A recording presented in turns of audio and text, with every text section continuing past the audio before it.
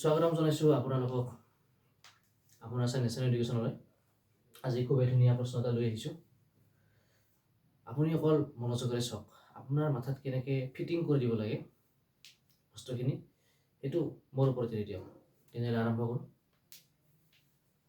চাওক, in a school 720 student R boys.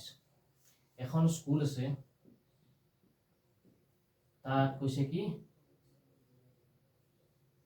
একদম normally হা, in a school 720 students are boy.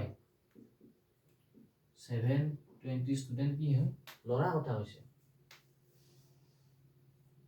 and 40% are girl. What is the number of girl? আৰু 40% কৈছে কি ছোৱালী, কিন্তু ছোৱালীৰ নম্বৰটো দিয়া নাই।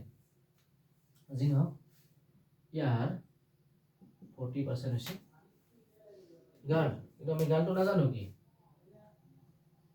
গাৰ্লটো এইটো কুৱেশ্যনটো সেইটোৱে, ছোৱালীৰ সংখ্যাটো সুধিছে সেইটোৱে প্ৰশ্ন। চাওক এতিয়া, যদি ইয়াত 40 হয়, ইয়াত কিমান হ'ব? স্কুল এখনত 100% ষ্টুডেণ্ট থাকিব, যেনেকৈ 1 টকা এটা 100%, সেনেকৈ স্কুল এখনত মানে গোটেই মাহ চলি মেলিতো 100%ই হ'ব। স্কুল যদি 100% হয়, এনেকৈ মনত থাকক, স্কুল 100%, 100%ৰ পৰা 40 গেল থাকিল কিমান? 60। আমি গম পালোঁ কি বয়স হৈছে 60%। নৰ্মেল গাৰ্ল যদি 40% হয়, বয়স 60%ই হ'ব। কিন্তু হ'লেও আপোনাক মনত ৰখাৰ কাৰণে এনেকৈ অলপমান কিবা কৰিছোঁ। মই কৈছিলোঁ না, মনত ৰখাটো, মনত আপোনাৰ মাথাত কেনেকৈ ফিটিং কৰি দিব লাগে, মই এইটো বুলি কৈছোঁ। আপোনাক জাষ্ট মনোযোগেই দিব কৈছোঁ। চাওক, 720টো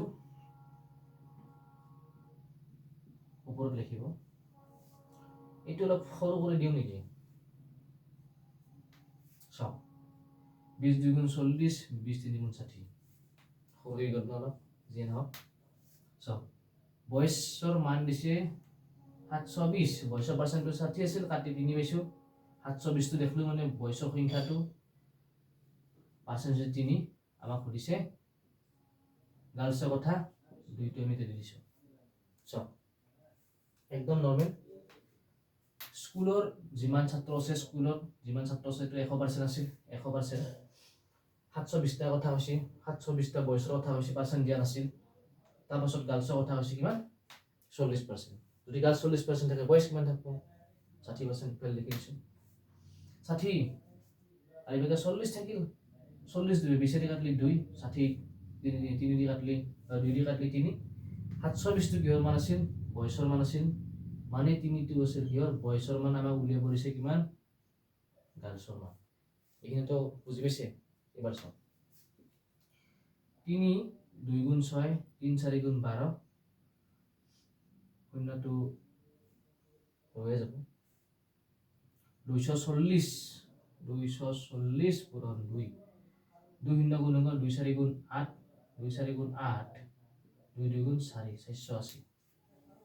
ইয়াৰ ৰাইট এনচাৰটো হ'ল 480। যদি ক'ৰবাত যদি কিবা বুজি নাপায়, তো কমেণ্ট কৰি মোক জনাব। আপোনাৰ সেই পইণ্টটোত গুৰুত্ব দিয়া হ'ব। কমেণ্ট কৰিলে গম পাম আপুনি কোনখিনি ঠাই বুজি পোৱা নাই, ক'ত কি হৈ আছে। আপোনাৰ গোটেইখিনি যিমান প্ৰব্লেম আছে, যিমান বেমাৰ আছে, চব ঠিক কৰি দিম। মুঠতে আছোঁ নহয় মই, চিন্তা নকৰিব। তেনেহ'লে চেনেলটো ছাবস্ক্ৰাইব কৰিব, আহি থকা ভিডিঅ'টো নিশ্চয় চাব। তেতিয়া লগ পাম, আপোনাৰো বৃদ্ধি হ'ব, মোৰো বৃদ্ধি হ'ব।